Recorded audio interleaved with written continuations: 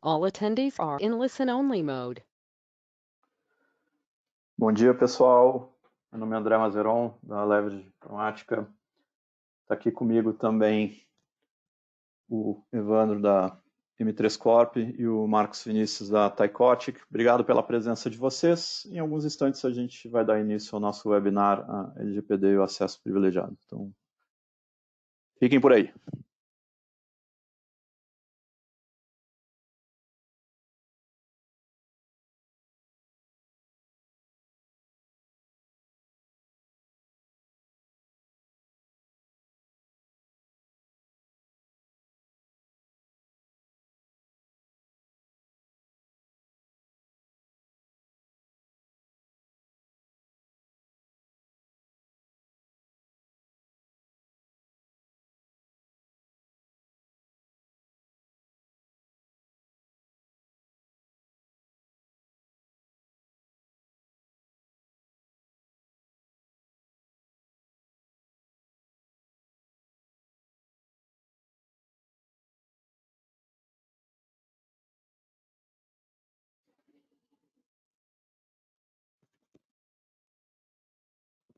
Então, pessoal, bom dia.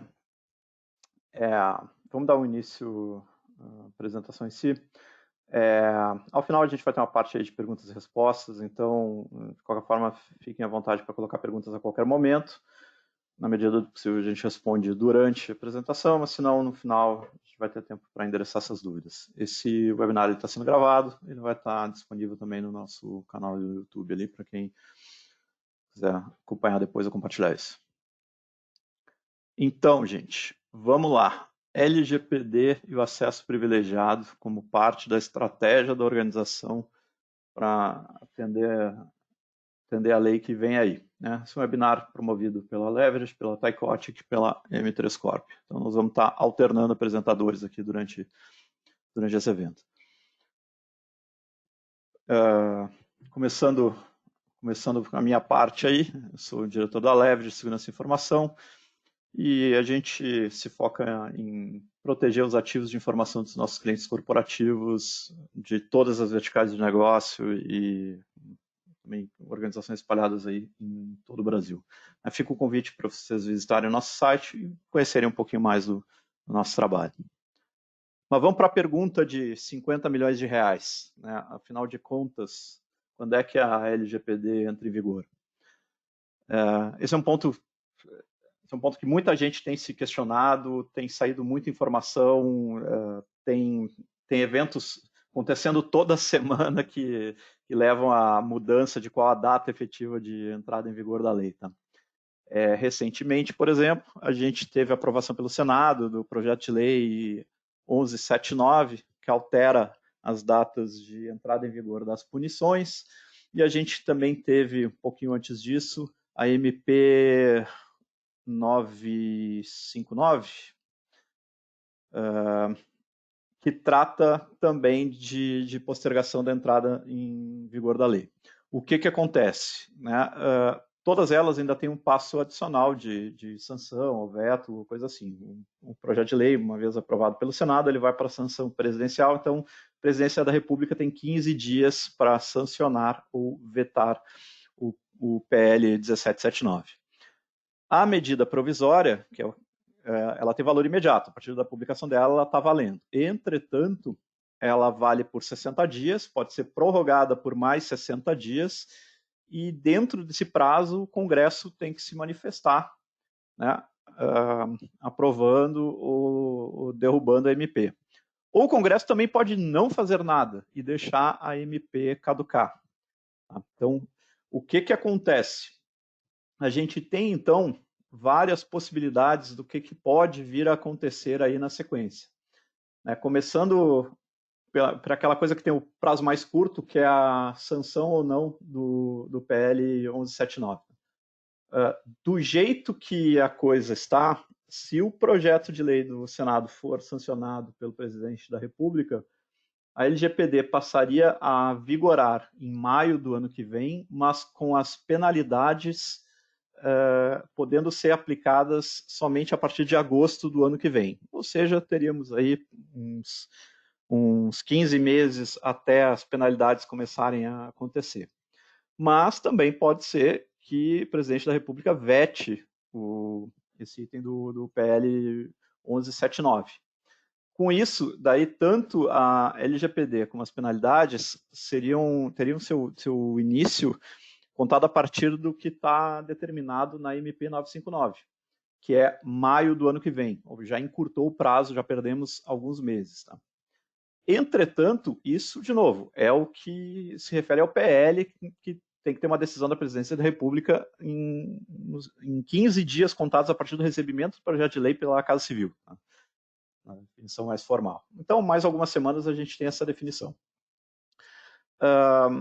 Entretanto, tem o outro lado, que é a MP, que precisa ser votada dentro de 60 dias, mais 60 dias, 120 dias no máximo, né, ou deixar caducar. Seja ela rejeitada ou caducando porque não foi votada dentro do prazo, o que aconteceria? Se o presidente da República tiver sancionado o PL e a MP caducar, a LGPD passaria a vigorar em agosto deste ano, ou seja, dentro de mais 80 e poucos dias, mas com as penalidades podendo ser aplicadas pela NPD somente em agosto do ano que vem. O que gera um contexto meio estranho, porque vai ter um ano em vigor de uma lei que, na verdade, não tem penalidades associadas. Nós vamos comentar um pouco mais sobre isso. O outro cenário é o presidente ter vetado o PL e a MP caducar. Aí, nesse caso, tanto a LGPD completa, inclusive as penalidades, passariam a entrar em vigor em agosto deste ano. Com um detalhe adicional, tá? O prazo limite da MP é 24 de agosto para ela ser votada. Só que a LGPD ela passaria a vigorar a partir do dia 16 de agosto, ou seja, se cair o PL e se cair a MP, a LGPD passa a vigorar retroativamente para alguns dias atrás. Tá? E daí sabe-se lá o que vai ser judicialmente se acontecer alguma coisa nesse meio do caminho. Né? Então, enfim, tem várias possibilidades aí e existe uma possibilidade concreta, real, da LGPD passar a vigorar em agosto, 16 de agosto desse ano, conforme previsto originalmente. Então, aquelas organizações que estão contando com o postergamento da lei, elas podem ser pegas desprevenidas, aí, despreparadas, e começarem a sofrer as sanções vinculadas à LGPD já a partir de agosto desse ano. Tá? Então, claro que pode ter mais coisas acontecendo nesse meio do caminho, até pode, né? O cenário é bem incerto. Entretanto, é complicado para uma organização se colocar em risco dessa forma. Além do que, mesmo naqueles casos onde, eventualmente, nesses cenários iniciais aqui, onde, não, vai ser postergado, vai entrar em vigor só a partir do ano que vem, o que a gente tem visto? Né? Que o MP, que o PROCON, etc., mesmo antes de entrar em vigor da LGPD, eles já têm tomado a lei como base para acionar judicialmente organizações que violam a privacidade aí dos titulares dos dados. Tá? Então, não dá para ignorar esse assunto, não dá para contar com adiamento. Né? Quem não começou seu projeto de conformidade com a LGPD tem que fazer isso para ontem. E por que a LGPD tem a ver com segurança da informação? Né? A gente, às vezes, se foca muito na questão de contratos e políticas e termos de privacidade, ou então coisas como consentimento do titular, mas se a gente for ler a lei, eu peguei 2 artigos aqui só para comentar. Tá? Então está lá no artigo 6º da lei que tratamento de dados deve observar os princípios de segurança, utilização de medidas técnicas e administrativas aptas a proteger os dados pessoais de acesso não autorizados e de situações acidentais ou ilícitas de destruição, perda, alteração, comunicação e difusão. Ou seja, aquela organização que detém dados pessoais sob sua responsabilidade, que faz o tratamento deles de alguma forma, precisa aplicar medidas e controles de segurança aptos a proteger esses dados de incidentes acidentais ou ilícitos. Né? Mas a minha organização não trabalha com o consumidor final. Ok, mas provavelmente você tem funcionários. Se você tem funcionários, você tem os dados pessoais deles sob sua responsabilidade.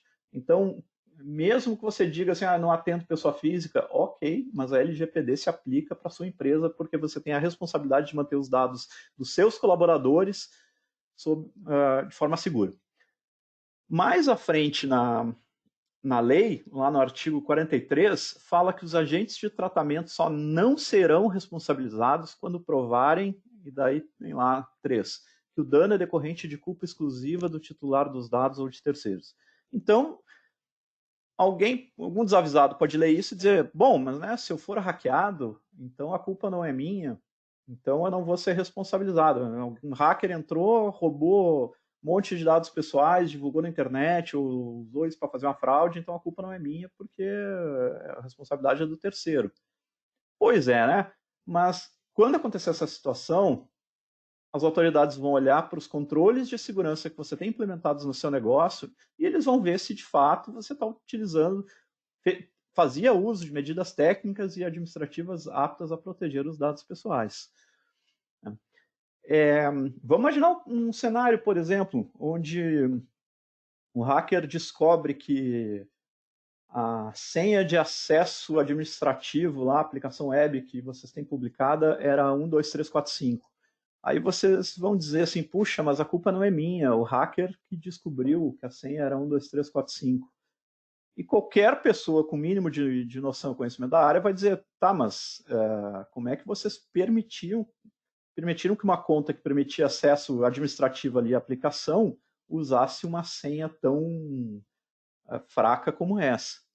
Ou então, como alguns casos que a gente encontra por aí às vezes, onde a organização repete a mesma senha em múltiplos sistemas, porque daí não precisa ficar lembrando da credencial, né? O admin já sabe, a senha do banco de dados é essa, a senha do meu CMS é essa, a senha da VPN é essa, a senha do RDS é essa, é a mesma senha para todo mundo. Então, deixou na reta. Você pode vir a ser responsabilizado mesmo que a organização venha a ser hackeada. Então, na prática, existem duas questões que podem levar uma organização a ser punida com base na LGPD. A primeira é a questão de tratamento dos dados em desacordo com as hipóteses previstas na lei. Você tratou os dados lá de um jeito que não é o previsto na lei, você não obteve consentimento do usuário para compartilhar as informações pessoais deles com terceiros e assim por diante. Bom, aí você tem mesmo que ser punido, né? Você errou mesmo. Né? Mas a outra possibilidade é essa vinculada à questão da segurança. Você passou por um incidente de segurança, que pode inclusive ter origem interna também, né? Não necessariamente a gente está falando de eventos externos, e daí você vai ser responsabilizado também por conta da LGPD. Tudo isso serve para a gente ressaltar aqui que a gente pode até se preocupar com a segurança e não se preocupar com a privacidade. Por exemplo, pega uma empresa como o Facebook. Né? O Facebook é razoavelmente seguro. A gente não vê o Facebook passando por grandes incidentes de segurança. Aí. Por outro lado, é sabido, notório, que eles não estão muito preocupados com a privacidade. Né? Só para lembrar daquela questão do escândalo lá da Cambridge Analytica, por exemplo, né? Que virou até filme no Netflix. Então, você pode ter um ambiente seguro e não cuidar da privacidade. É uma escolha de negócio.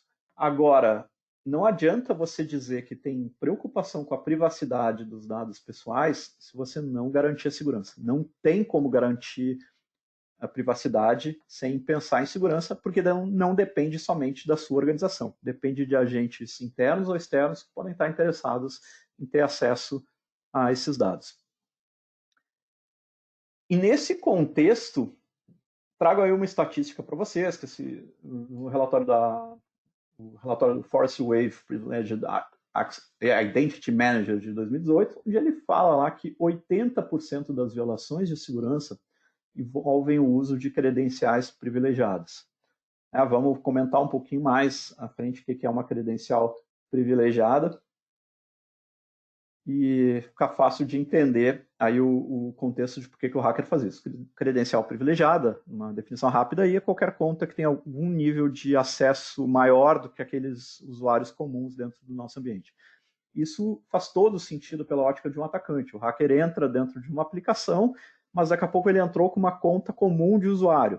Mas para ele poder fazer o ataque dele, poder atingir o objetivo dele, ele vai querer se mover lateralmente dentro desse ambiente e frequentemente isso vai envolver tentar roubar uma credencial privilegiada, que daí sim vai dar acesso aos servidores, às informações que ele deseja. Né? E é daí que vem, então, a necessidade da gente pensar no gerenciamento de acesso privilegiado, normalmente conhecido como PAN, sigla inglesa aí para Privileged Access Management, que é como a indústria como um todo se refere ao tipo de solução que a gente vai usar para tratar essa problemática do acesso privilegiado. Privilégio, na definição do Gartner aqui sobre o que é uma conta privilegiada, é aquela que pode contornar os mecanismos de segurança regulares. Né? Então, as contas de root, as contas padrão de administrator, etc., elas têm determinados direitos que elas podem passar por cima da maioria dos controles de segurança. São aquelas contas também que permitem que o usuário altere a configuração desses controles de segurança. A conta que administra o firewall, ela pode ir lá, pode desabilitar todos os controles, todas as regras de segurança que estão lá, assim por diante. Né? Contas que permitem que o usuário faça alterações na configuração de um sistema ou aplicativo. E esse aqui é um item importante, porque aqui a gente sai um pouquinho também só das contas vinculadas à área de TI. Vamos pensar, por exemplo, tá, nas contas usadas pelas organizações de vocês para gerenciar os perfis nas redes sociais. Imagine um estrago de uma organização de grande porte, que tem uma presença forte numa mídia social como o Facebook, se a senha do admin da página do Facebook vaza e alguém assume controle disso e sai postando bobagem lá. Tem até casos que já aconteceram no passado aí de sites de notícias terem sido hackeados. Eu lembro um que aconteceu na época ainda da presidência do Obama nos Estados Unidos, onde saiu uma notícia lá que tinha uma bomba na Casa Branca, ou qualquer coisa assim, e chegou até um pico de baixa na Bolsa de Valores por causa daquela notícia. Né? Porque um hacker tinha entrado, tinha feito abuso da conta de Twitter de um canal de notícias. Essas contas privilegiadas, elas também podem não estar vinculadas ao humano, contas de serviço, ou contas de aplicativos, né, que vão ser usadas para conectar aí as aplicações, conectar uma aplicação a um banco e assim por diante. Né? Então, essas contas privilegiadas, elas podem ser de um humano ou elas podem ser uma conta de sistema.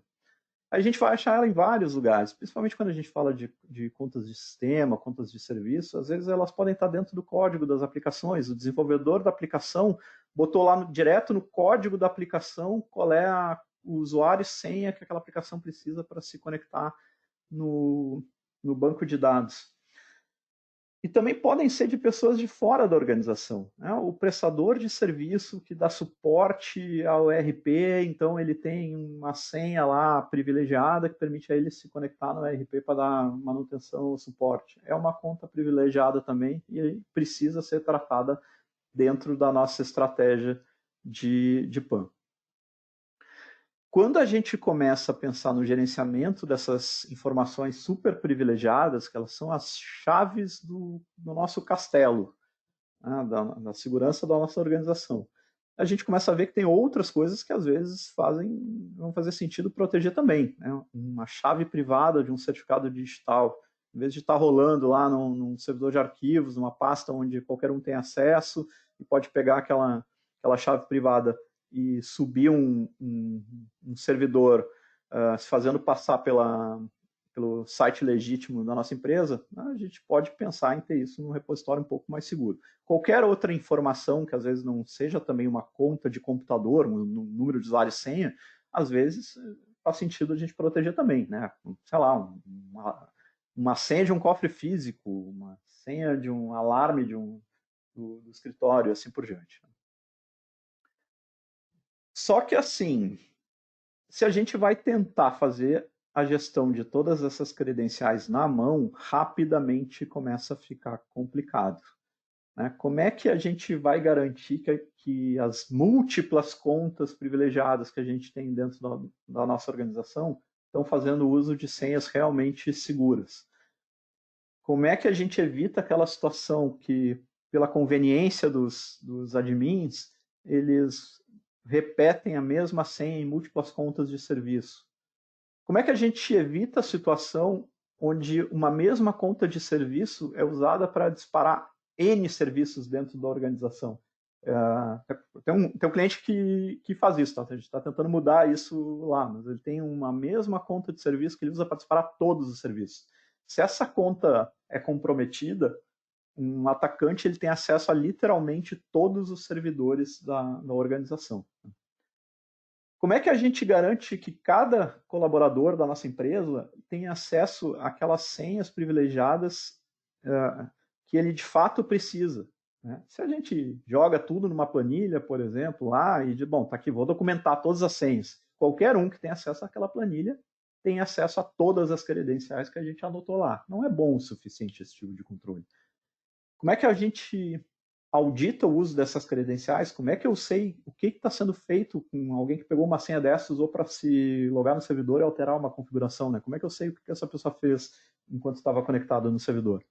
E, por fim, como é que eu automatizo tudo isso para que esse gerenciamento não se torne um fardo e eu tenha que contratar uma pessoa para a empresa só para ficar cuidando do gerenciamento de credenciais privilegiadas? Né? Então, assim, muita organização começa com essa coisa da planilha mesmo. Bota um Excelzinho lá e bota todas as senhas lá. Cara, ter o Excel não é uma solução de PAN. É simplesmente para tu não precisar memorizar as senhas. Mas ela não tem como evitar todas essas situações que a gente colocou aí em cima. E quanto maior a organização, mais difícil fica você garantir a aderência a essas boas práticas.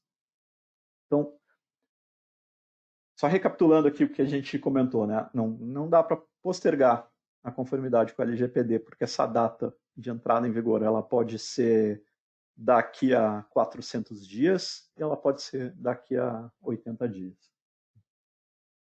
Não dá para esquecer da segurança quando a gente estiver falando de adequação, compliance com a LGPD. Vimos também que as contas privilegiadas são super visadas em ataques, né? Presente 80% de todas as violações de segurança, e que daí tem uma estratégia de gerenciamento de acesso privilegiado que vai nos ajudar a lidar com isso. E, todavia, não tem como fazer gerenciamento de acesso privilegiado sem a gente ter tecnologia que nos apoie nesse processo. Pessoal, vou passar a palavra agora para o Marcos, que é da Taikot, que representa a Taikot aqui no Brasil, o fabricante do Secret Server, que é a solução que a gente gostaria de apresentar para vocês, vai nos ajudar a ter o controle disso. Então, vou passar o Marcos aqui como apresentador e sigo conectado aqui para dúvidas e questões.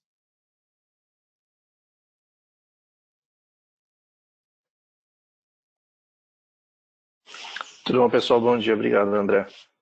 Deixa eu colocar isso em modo full screen aqui.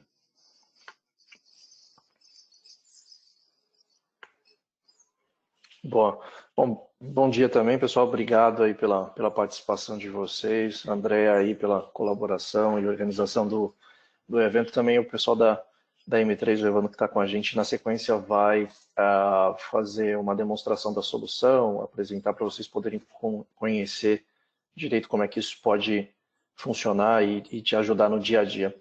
Bom, a Taikot é uma empresa focada 100% nesse mercado de PAN, né? Privileged Access Management, gestão de contas privilegiadas. É uma empresa americana, tem sede em Washington, D.C., e aí desde abril ano passado a gente começou uma expansão na América Latina, e a gente tem sido bastante feliz com a parceria com a M3 e com a Leverage, que até mesmo antes dessa minha chegada já trabalhava com a Taikot, que já tinha bastante casos de uso e sucesso na região. A Taikot, do ponto de vista de roadmap, né, de novo 100% focado em soluções de PAN. O principal produto, a principal solução, o carro-chefe da Tyquot é o Secret Server, que basicamente é um cofre de senha, né? Então ele te possibilita você auditar, gerenciar e ter controle, né, bastante granular sobre as suas contas privilegiadas, seja, de novo, como os exemplos do André aí, pode ser uma conta de um serviço, uma conta de um servidor, pode ser acesso a uma solução SaaS que não está propriamente dita on-premise, pode ser as suas chaves de API do teu ambiente de AWS, de Azure e por aí vai. Então, o Secret Server, esse cofre, ele te ajuda a fazer a gestão e resolver pontos de auditoria, né, sobre o uso dessas credenciais privilegiadas. Na sequência, o Privilege Manager, principal caso de uso dessa solução, que aí sim é uma solução baseada em agente. Normalmente a gente está falando de desktop com Windows, né, Microsoft, onde algumas aplicações você precise oferecer um usuário administrador, né, um usuário privilegiado local para que essas aplicações funcionem. Isso é muito comum a aplicativos em áreas de engenharia, desenvolvimento, necessitarem, né, de você fornecer um usuário com perfil de administrador local, com privilégio administrativo, para que essas aplicações possam funcionar. Por exemplo, um exemplo que eu sempre dou, a gente encontra bastante, é o uso de AutoCAD, né? AutoCAD não funciona, basicamente, se você não fornecer uma credencial privilegiada, isso pode abrir aí um vetor e um problema para a área de segurança. Então, como tem um usuário administrador local, caso o usuário que utiliza aquele equipamento clique numa campanha de phishing, uma campanha de ransomware, facilmente esse malware vai encontrar um usuário privilegiado, vai conseguir escalar privilégio, fazer movimento lateral na rede, e aí o problema a gente já conhece bem. O Privileged Behavior Analytics aí é um add-on para o Secret Server, né, para o cofre, onde a gente utiliza Machine Learning de Amazon para criar padrão de uso dos usuários que acessam e utilizam o cofre. Se existe um desvio de padrão desses usuários no uso no dia a dia, pode chegar a gerar um alerta ou até mesmo efetivamente bloquear essa conta e você ter, por exemplo, um processo de challenge response para confirmar as atividades desse usuário. Account Lifecycle Manager, quando a gente fala de contas privilegiadas, a gente pode estar falando principalmente de contas de serviço, né? E muitas empresas ainda não têm um processo, né, de desligamento de conta de serviço. Às vezes já tem alguma coisa mais ou menos organizada quando a gente fala de contas de pessoas, né? Quando eu vou provisionar uma nova conta para pessoa, um funcionário novo, ou quando há um processo de desligamento, né? Poxa, eu tenho que avisar a TI, cancelar e-mail, cancelar acesso à rede, etc. Conta de serviço, às vezes, ela é criada para uma função específica, né, para servir a uma aplicação, essa aplicação deixa de existir, nunca teve um dono. Normalmente, quando você tem processos de Red Team, de Pen Test, é por aí mais ou menos que o pessoal consegue ganhar acesso, né? Essas contas ficam paradas, com senha fraca, sem uso nenhum, jogadas sem ter nenhuma propriedade. Então, aqui você consegue provisionar essas contas, excluir essas contas, atribuir um dono, né, um responsável por essas contas. Na sequência DevOps, hoje a gente vê o que era TI, a gente chama hoje de Operations, e mesmo a área de segurança hoje, o controle disso muitas vezes está na mão do desenvolvedor. Então, é importante que ele possa ter uma solução de cofre de senha onde ele evite, né, ter que passar informações que a gente chama de secrets, né, hard-coded, né, chumbado em código, chave, certificado, senha, etc., e ele possa utilizar o cofre para isso. Então, em vez de ele passar senhas em arquivos de configuração, ou não ter uma maneira de onde guardar as credenciais do Docker, do Kubernetes dele, etc., ele consegue buscar isso de maneira automatizada num cofre de senha. E por último, aí, o Connection Manager, a gente fala de gerenciar as sessões de usuário que conectam de maneira remota, né, aos ativos de servidores e aplicações da empresa. Essas soluções, elas estão disponíveis de duas maneiras. Então, licença perpétua e on-premise, e aí você tem uma arquitetura de servidores para instalar isso dentro de um data center próprio de vocês, pode ser inclusive um ambiente de uma VPC de AWS, por exemplo, mas aí a gente está falando de uma infraestrutura de data center do cliente, ou uma oferta cloud, 100% SaaS, Então, a Tecote, que foi a primeira solução de PAN, está disponível dessa maneira, né? 100% cloud multi-tenant e através de contratos de assinatura, né? De SaaS, nada para instalar, nada para manter, não precisa pensar em alta disponibilidade, disaster recovery, backup, basicamente é sair usando, né? Então a gente tem bastante clientes hoje adotando e começando a utilizar a PAN dessa maneira, né? Evitando ter esse trabalho e também esse custo de arquitetura no ambiente on-premise e já adotando uma solução em nuvem. Até porque hoje muitas das empresas, como a gente estava comentando de DevOps, hoje o cara já utiliza uma solução de versionamento de código, por exemplo, GitHub, GitLabs, via cloud, via SaaS, ou ele já utiliza um ambiente híbrido, ele já tem alguma coisa dentro de uma infraestrutura de dados compartilhada, como da Google, Microsoft ou a AWS da Amazon, e ali você tem secrets para todo lado. Então você pode ter ainda servidores que estão dentro de casa, dispositivos de rede que você quer colocar e monitorar isso através de um cofre, mas seja o seu ambiente de cloud, o seu ambiente de DevOps, de desenvolvimento, muitas dessa infraestrutura que a gente conhecia está tipicamente on-premise, hoje já está em nuvem. Então, o cofre, como uma ferramenta de segurança, hoje você consegue encontrar ele também através de nuvem. E aí você facilita super o processo de onboard de uma solução dessa para dentro da empresa. Eu vou passar agora para o Evandro. O Evandro é um colega nosso da M3 Corp, o nosso distribuidor Brasil, e aí ele vai dar uma volta com vocês, fazer um walkthrough dentro da solução e mostrar um pouquinho dos benefícios, como é que é a carinha da solução.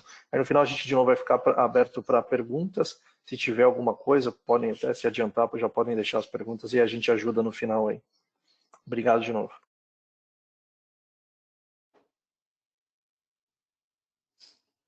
Tô aqui.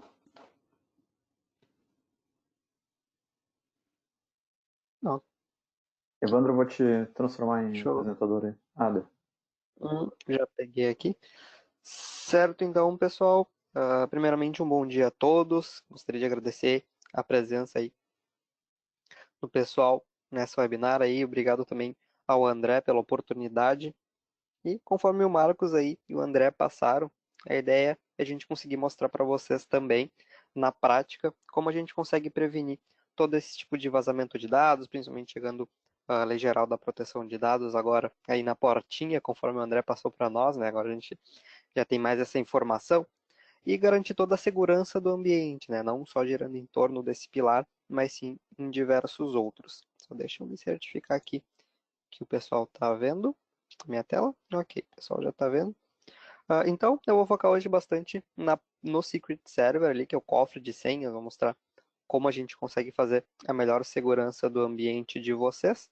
E aí, caso surja alguma dúvida técnica, novamente, o André vai deixar um espacinho aí para as dúvidas e a gente consegue esclarecer qualquer ponto que ficou em aberto. Deixa eu me autenticar aqui. Eu já consigo mostrar para vocês as funcionalidades que a gente tem referente, né, a tudo isso que foi comentado. Falando então de Secret Server, aí é uma ferramenta para armazenagem de credenciais. Nós costumamos chamar de secrets, né, porque vai muito além de somente credenciais. Hoje, o pessoal da TI ou até usuários comuns estão muito habituados ao conceito de credencial sendo usuário e senha.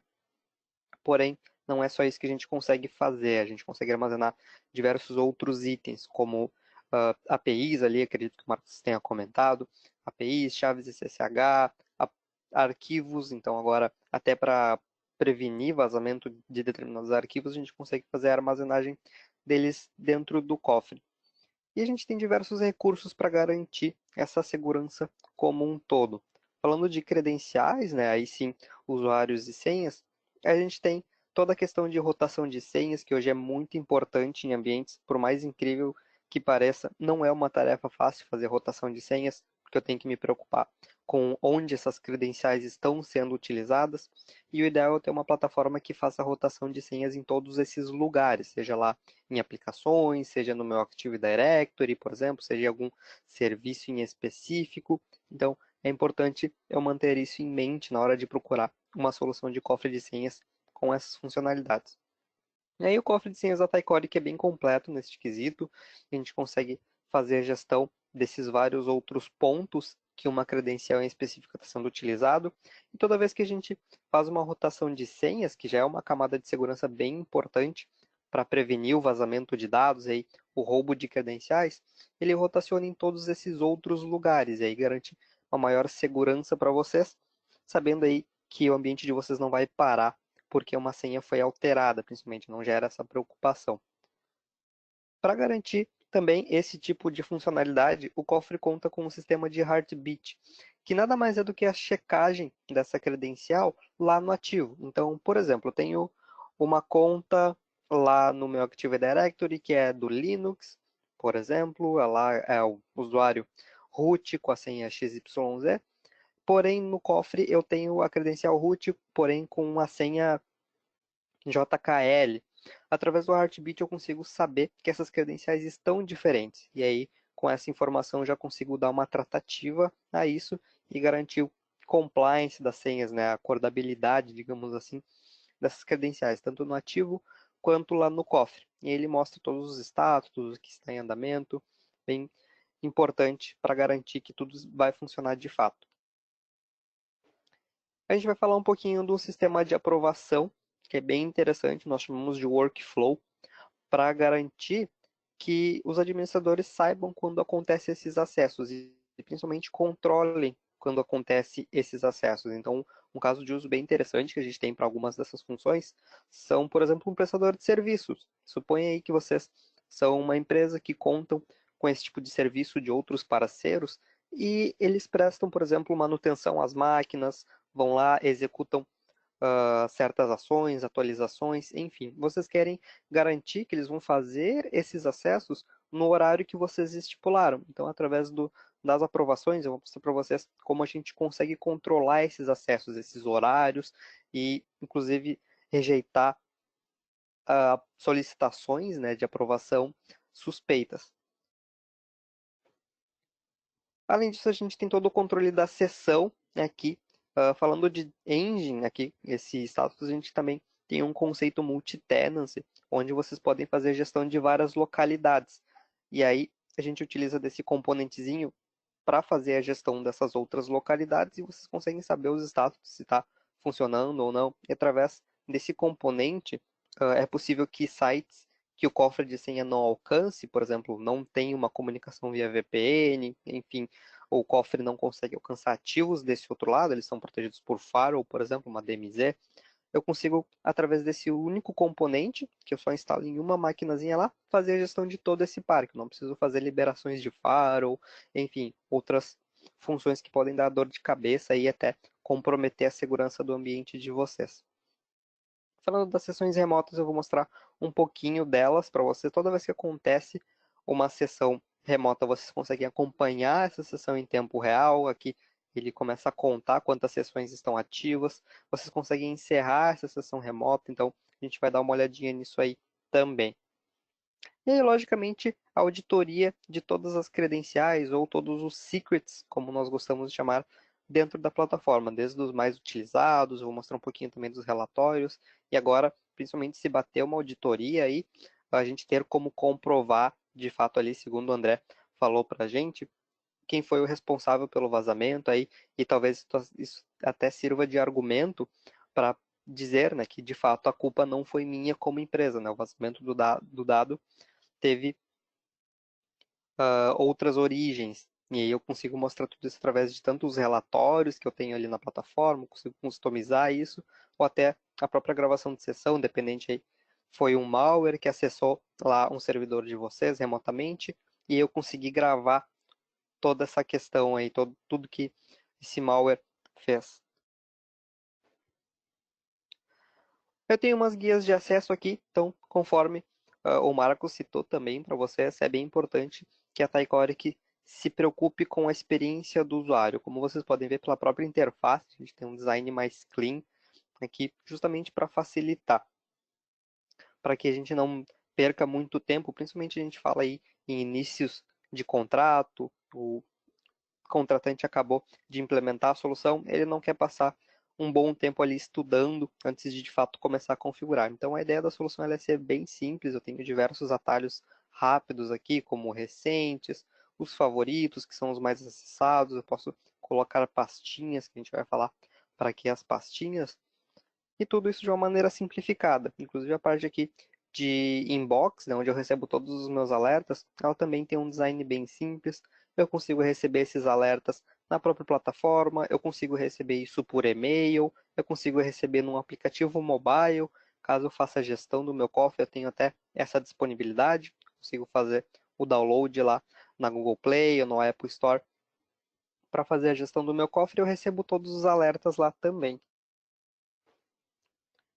E para fins de auditoria, que é um dos tópicos mais importantes hoje que a gente tem, falando de LGPD, como comprovar aí como esses vazamentos de dados podem se dar, o ideal é que eles não aconteçam, e a gente vai falar dessas camadas de segurança logo em seguida, mas como a gente lida com TI, a gente sabe que novas ameaças surgem a cada dia que se passa, é importante a gente saber onde achar essa informação, caso a gente precise. Então, o cofre de senhas hoje ele conta com mais de 70 relatórios embarcados, como nós dizemos, vocês podem dar uma olhadinha aí, diversos tipos de relatório, desde acesso a pastas, permissionamentos, grupos, usuários, a questão do Heartbeat, vocês conseguem extrair um relatório de todas as credenciais que deram erro de Heartbeat, ou seja, a credencial lá ela está diferente do que está armazenado no cofre, entre outros, inclusive a própria customização dos relatórios. Então, suponha que vocês não encontraram aqui o dado que vocês queriam.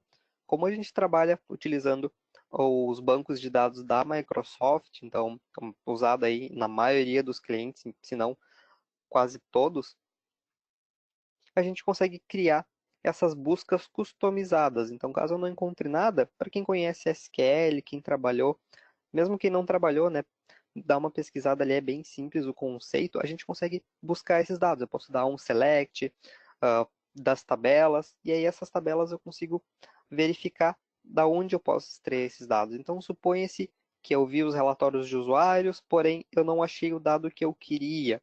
Eu posso vir aqui na tabela de usuários, por exemplo, que o cofre tem. Deixa eu descer lá de novo. Posso vir aqui nos usuários e extrair todas as informações que eu tenho disponível. Ó. Ele me mostra, eu posso saber se é um usuário que está cadastrado no meu Active Directory, o tipo de dispositivo, qual que é o endereço de e-mail desse usuário, e fazer listagens com base nisso. Eu posso, inclusive, atribuir a parte de gráficos aqui, tenho gráficos de áreas, gráficos de torta ou pizza, né? Então, consigo customizar esses relatórios. Aí, se bater uma auditoria e por acaso não estiver ali de prontidão esse relatório, não significa que eu não consiga apresentar para ele. Além disso, deixa eu voltar aqui nos relatórios. Outra coisa bem importante é também a questão do hardening de segurança. Então, para garantir que meu cofre foi de fato bem implementado, eu tenho uma série de checks, principalmente em um cenário on-premises, como o Marcos falou. A gente tem as duas ofertas, muitos clientes ainda trabalham, né, nesse conceito de ter um cofre dentro de casa, porém a gente está vendo bastante projetos indo para a nuvem. E nem por isso a gente precisa deixar de se preocupar com essas camadas de segurança. Então, em nuvem, logicamente, é mais simples, as camadas de segurança são de responsabilidade do provedor, eu tenho muita questão na parte de criptografia, principalmente, que eles se responsabilizam e está em compliance sempre. Numa instalação on-premises, eu preciso validar isso. Aqui a plataforma apresenta para vocês se eu estou utilizando protocolo seguro de comunicação, como SSL, se a comunicação com o banco de dados está feita de forma segura, e eu já consigo garantir aí uma boa implementação, né, conforme boas práticas, e isso é mais uma camada de segurança. Né? Se alguém tentar hackear o meu cofre, dependendo das camadas de segurança que eu apliquei em cima dele, só por aqui já fica mais difícil. E a auditoria de usuários. A gente tem vários tipos de ataques hoje, né? Falando num vetor de ataque. Suponha-se que por acaso é um insider. Alguém aí teve uma péssima experiência trabalhando aí para a empresa de vocês e por acaso foi demitido, talvez um justa causa, né? Só citando um exemplo aqui. e ele tem acesso à plataforma e quer de alguma forma comprometer os dados da empresa. Ele mesmo, como um insider, né, pode gerar esse vazamento de dados. Caso ele faça isso, a gente tem todo o histórico de quando ele acessou o cofre, qual credencial ele acessou, lá na parte de Session Monitoring a gente pode ver os acessos remotos que ele fez. Então, bem importante a gente também trabalhar em cima desses casos, a gente ter visibilidade dos nossos usuários que acessam a plataforma, que de fato é para ser um lugar seguro. Então, se eu acompanhar desde a criação, todos os acessos desse usuário, o que ele fez, ter tudo relatado aqui, inclusive expirar as credenciais dele. Suponha-se aí que foi o caso, né, de uma demissão, por exemplo, para evitar que ele acesse meu cofre, eu expiro as credenciais nele e vou lá e faço a deleção desse usuário. Eu desabilito aqui pela própria plataforma, ele já perde todos os acessos. E para a parte das credenciais e segurança, de fato, aí sim, eu tenho várias formas de fazer gestão no meu cofre de senhas, além de garantir aí a privacidade dos meus dados. O cofre hoje, ele trabalha num sistema de pastinhas aqui, como vocês podem ver. Eu posso ter múltiplas pastas aqui e pastas dentro de pastas, justamente para uma melhor organização das minhas credenciais. Além disso, ela vai facilitar toda a parte de gestão de políticas, que eu vou mostrar um pouquinho para vocês. Falando das minhas credenciais, então, eu posso trazer diversos tipos de dados para dentro da plataforma. A gente tem aqui alguns casos de uso que eu vou mostrar para vocês. Mas só para mostrar aqui, eu tenho diversos templates, que nós chamamos de contas, ou seja, tipos de contas, que eu posso trabalhar dentro do cofre, como, por exemplo, contas de Office 365, aí, para mostrar que a gente também faz gestão de conta SAS, por exemplo, a gente tem conta SAP, chaves SSH, tem arquivos aqui, se eu procurar por cartões de crédito, eu posso armazenar dados de cartões de créditos, ou seja, aí são PIIs, né? Então, eu consigo armazenar diversas informações. E o que não tem aqui, eu consigo customizar. Isso aqui é uma das questões de modularizar a plataforma, eu consigo adequar ela para o meu parque, e isso sem nenhuma dependência de professional services, ou como algumas outras fabricantes oferecem, né? Às vezes eu preciso de uma customização, eu preciso lá contratar um professional services, preciso entrar em contato com o time de suporte só para ter aquela compatibilidade com o meu ambiente. Nesse caso aqui, eu não preciso. Poderia vir aqui em templates, vou mostrar para vocês rapidamente, e eu consigo editar toda essa questão de acesso. Ó. Posso pegar uma credencial aqui, deixa eu pegar de Active Directory, por exemplo, e fazer todo o mapeamento de dados que eu preciso. Então, essa credencial ela precisa de domínio, ela precisa de nome de usuário, ela precisa de senha. Eu posso alterar como eu acesso uma máquina, por exemplo, com esse tipo de credencial. Aqui a gente utiliza o RDP para sessões Windows, né? Então, numa credencial de Active Directory, eu utilizo ele. Porém, se a gente quiser se conectar numa aplicação específica, por exemplo, eu consigo fazer através do conceito de launchers, que eu já vou mostrar. Além disso, a rotação de senhas, como é que acontece, qual que é a complexibilidade mínima dessa credencial. Então, eu consigo assinalar tudo isso, marcar ali que eu preciso de uma senha com 64 caracteres, precisa ter símbolos, precisa ter números, letras, eu consigo tudo fazer essas modificações conforme minhas políticas, né? O que é o ideal. Vocês mesmos podem alterar. E da credencial em específico, para garantir a segurança desses secrets, a gente tem diversas camadas. Uma das interessantes que eu falei em cima é um sistema de aprovação, né? Lembra que eu falei o caso ali do colaborador, aliás, do prestador de serviço? Suponha-se que ele precisa acessar ali uma máquina de vocês. Aqui a gente tem como exemplo um Linux. E ele precisa solicitar esse acesso. Ó. Então, eu preciso solicitar lá para o meu administrador ou para quem foi configurado na plataforma quando e por que eu vou acessar. Então, eu vou preencher um formuláriozinho aqui bem simples, dizendo o horário que eu preciso, por quanto tempo eu preciso ficar nessa sessão. Então, aqui, suponha-se, ó, 1 hora de sessão. Porém, a gente tem alguns exemplos de KickPix aqui, que eu preciso ela por meia hora. Então, a gente vê o horário aí, é daqui até meia hora para frente e o porquê que eu quero acessar. Então, vamos botar aqui um exemplo para auditoria, demonstração. E eu mando esse formulário lá para o pessoal, quem é o aprovador. Aí deixa eu abrir aqui numa outra guia o nosso cofre em uma outra sessão só para aprovar ali.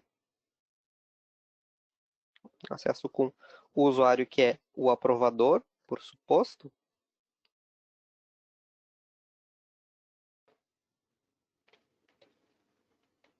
E aí já aparece aqui para o aprovador. Ó, se eu tivesse um aplicativo mobile, quando eu citei ali na parte do inbox, eu recebo isso por aplicativo também, ou eu recebo por e-mail, e eu posso até aprovar pelo próprio e-mail. Lá no e-mail vem as informações referentes a essa solicitação.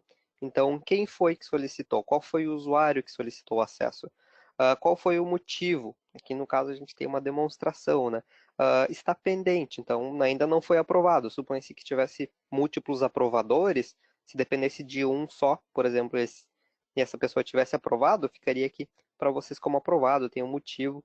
Tem um histórico também, então, olha só, se foram várias solicitações de um usuário que eu não conheço ou que não tem os acessos, eu consigo manter todo o histórico de quando foi negado, quando foi aprovado, por que que foi aprovado, e assim por diante. Ó, tem aqui acessos negados, então eu já consigo manter histórico e tudo isso serve de informação para poder aprovar essa sessão ou não. Então aqui eu consigo saber, por exemplo, se eu sempre recuso os horários de acesso de manhã, eu já consigo fazer uma triagem dessa informação e aí, por exemplo, saber que ele tem um horário específico de acesso ou algo do gênero. Já consigo levantar informações suspeitas. Aqui eu posso alterar os dados, então suponha-se que eu não quero que ele acesse hoje, eu quero que ele acesse só amanhã. Eu posso buscar aqui nas datas e alterar todas essas informações, ou o horário, por exemplo, e aí eu dou um OK. Aqui eu vou dar um OK para mostrar para vocês as configurações lá, mas eu posso fazer essas alterações aqui e aí não liberaria para ele, por exemplo. Consigo alterar, inclusive dar menos tempo, então ele quer meia hora, eu vou dar 15 minutos, ele quer 2 horas, eu vou dar 1 hora, vai depender do que ele está desempenhando ali, o que ele vai fazer nas minhas máquinas. Aí eu aprovo. Por padrão, ele tenta mandar um e-mail. Aqui a gente só não configurou, tá? Não se preocupem, não é um erro. Ele manda um e-mail dizendo que foi aprovado. E aí eu volto aqui para a plataforma. Deixa eu dar um recarregar aqui. Que ele já me mostra as informações daquela credencial em específico, ou daquele secret. Ó. Eu já tenho acesso, porque foi aprovado. Eu tenho acesso aí por uma meia hora, pelo menos, para acessar. E aí dessas informações, a gente tem todos os mapeamentos de campos lá que eu mostrei para vocês. Parte de máquinas, então alguns a gente tem uma máquina específica, outros como Active Directory eu escolho a máquina que eu quero acessar no momento que eu lanço a sessão remota. Campos de senha, como vocês podem perceber, aqui eu já tenho uma camada de segurança implementada. Eu não mostro a senha para o meu colaborador, então isso evita que ele decore as credenciais. Tudo bem que eu poderia evitar isso também com rotações de senha, mas eu posso ter os dois, então eu garanto uma maior segurança ainda no meu ambiente. Eu evito que, por exemplo, eu perca o controle de quem pertence a essa credencial. Suponha-se que eu preciso, tem lá um chamado no meu sistema de tickets, que é destinado a um usuário, e eu passei a credencial para ele. Ele anotou em algum lugar, enfim, e ele não vai poder executar aquele serviço, ele passa para outro usuário essa credencial. E aí já fugiu do meu controle, porque eu não sei quem é que sabe daquela senha, ou quem é que decorou, enfim, quem é que marcou ali. Dessa forma eu oculto essa senha, e peço que o pessoal decore, e até lá no caso que eu citei, né, do insider, quando ele sair da empresa ele não vai saber a senha, então não vai poder acessar nenhum ativo que eu tenha. Posso usar chaves em caso de sessões Linux, enfim, tenho diversas informações aqui, ó, status de heartbeat, super tranquilo. E o acesso remoto também, um diferencial da nossa arquitetura é que a gente não depende de um jump host. Para quem conhece aí outras soluções de PAN, sabem que algumas precisam desse outro componente, que é uma outra máquina, que eu vou acessar essa máquina para essa máquina acessar os meus ativos. Aqui no caso a gente tem trabalhando num conceito de proxy ou até um acesso direto, né? O cofre me redireciona para aquele ativo. Eu simplesmente venho aqui, clico no botão de lançar a sessão.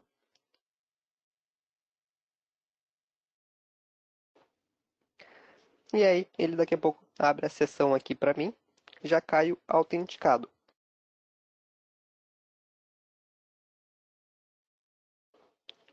E, ó, ele já me autentica lá. Já começa a gravar a sessão, porque eu vou mostrar ali na questão de segurança para vocês que essa credencial ela foi habilitada para gravar.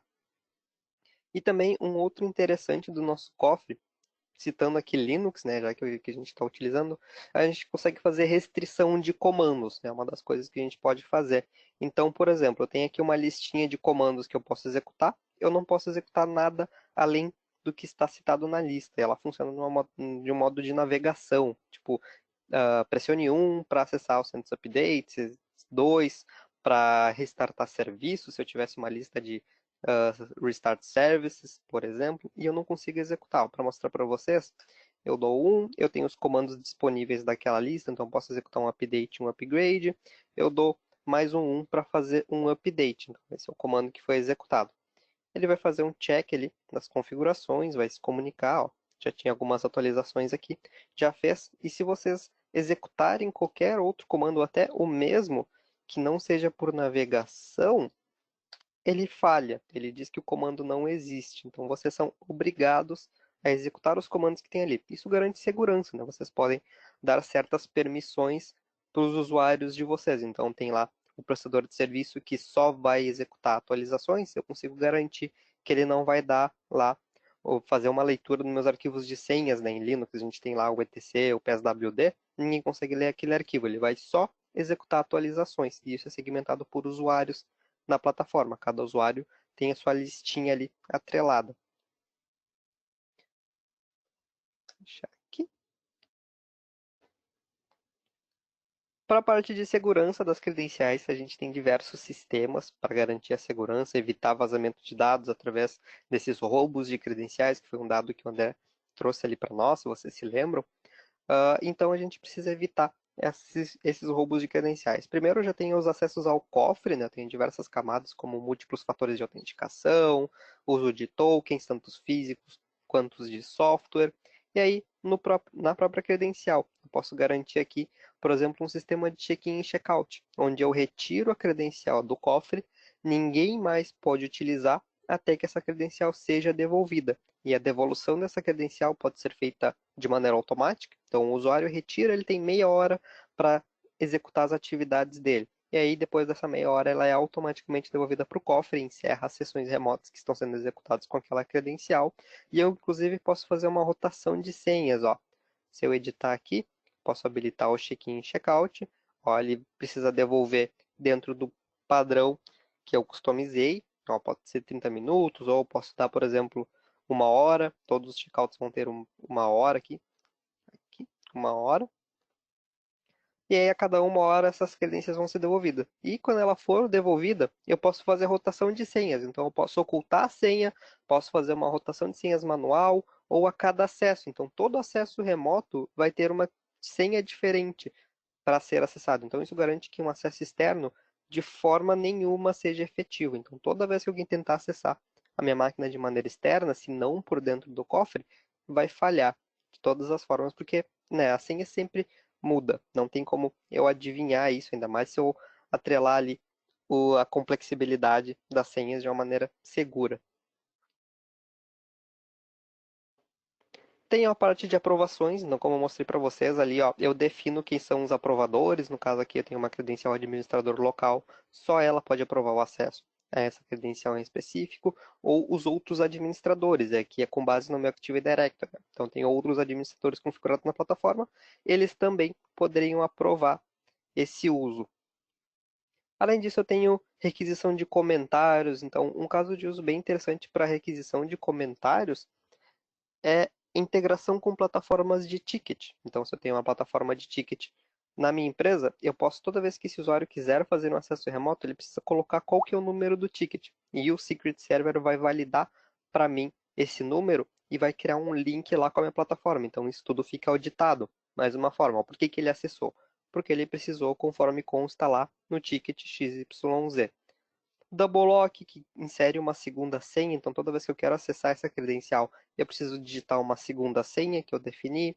Parte de proxies, como a gente falou, né? A gente não trabalha no conceito de jump host, a gente pode fazer o proxy da sessão para capturar os dados.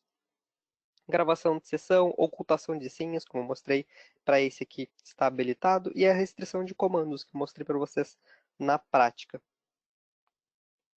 Okay? E por último aqui, acho que o mais interessante é a parte de dependências, tá? Como eu falei, Algumas credenciais, elas são utilizadas em outros locais, às vezes em uma aplicação, às vezes em um serviço, e o cofre de senhas consegue buscar todas essas outras informações. Então, suponha-se que essa credencial está sendo utilizada lá no meu banco de dados. Meu SQL utiliza essa credencial. Se eu rotacionar ela só no meu Active Directory, pode ser que eu tenha um problema lá no meu SQL, no meu banco de dados. Então, ele vai lá e rotaciona em ambos, tanto no meu Active Directory quanto no meu SQL, toda vez que eu faço uma rotação de senhas. Ok? E aí, super simples, eu consigo armazenar diversas informações dentro do cofre, como eu falei para vocês. Ó, deixa eu pegar aqui e mostrar a sessão remota rapidamente como funciona. Eu tenho uma credencial de Windows. Ó. Essa credencial de Windows ela precisa de um comentário, poderia ser um número de ticket. Aqui nesse caso a gente não fez nenhuma integração, então mais para mostrar para vocês. E aí eu consigo fazer os acessos, ó, aqui via RDP novamente. Eu clico aqui, ele solicita qual máquina eu quero acessar. Isso é um ambiente lá do nosso laboratório. Quero acessar o Active Directory. E ele me joga lá no Active Directory, autenticado já. Daqui a pouco aqui ele abre a sessão.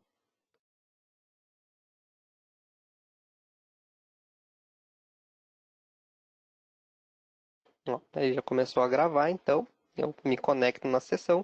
Em nenhum momento foi me solicitado credencial, não precisei colocar senha em nenhum momento.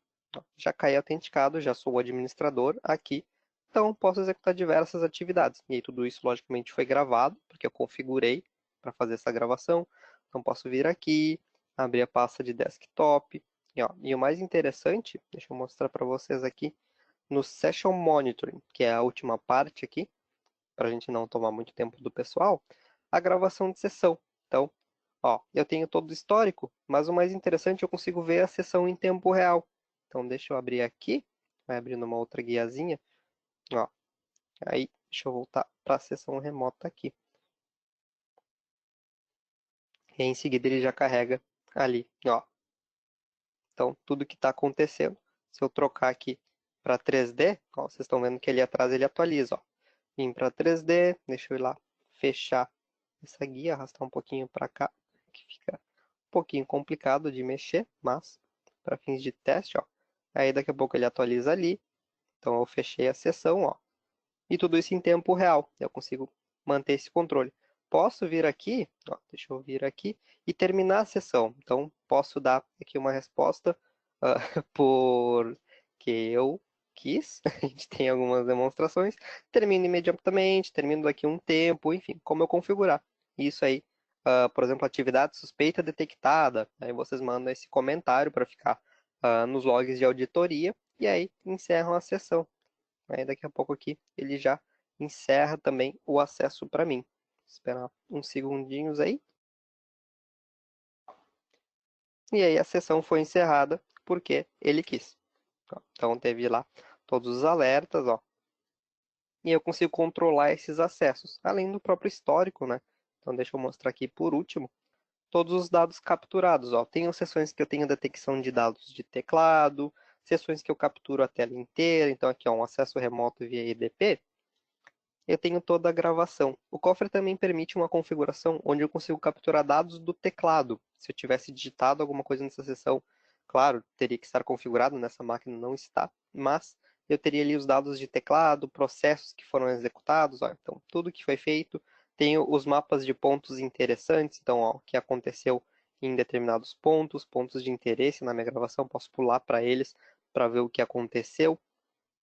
No caso de Linux aqui também, deixa eu mostrar aqui os dados que ele captura. Ó, capturei todo o output lá do meu shell, então sei tudo que foi executado, tudo que foi printado na minha tela, consigo controlar. E também, até para aplicações SaaS, deixa eu fechar aqui, mais interessante que eu consigo controlar essas sessões. Cadê? Deixa eu pegar aqui, ele já tem umas páginas aqui de histórico, ó. Tem uma seção aqui que foi o acesso a uma aplicação em nuvem. Só deixa eu achar qual foi que a gente fez a gravação. Em uma credencial em nuvem. Acredito.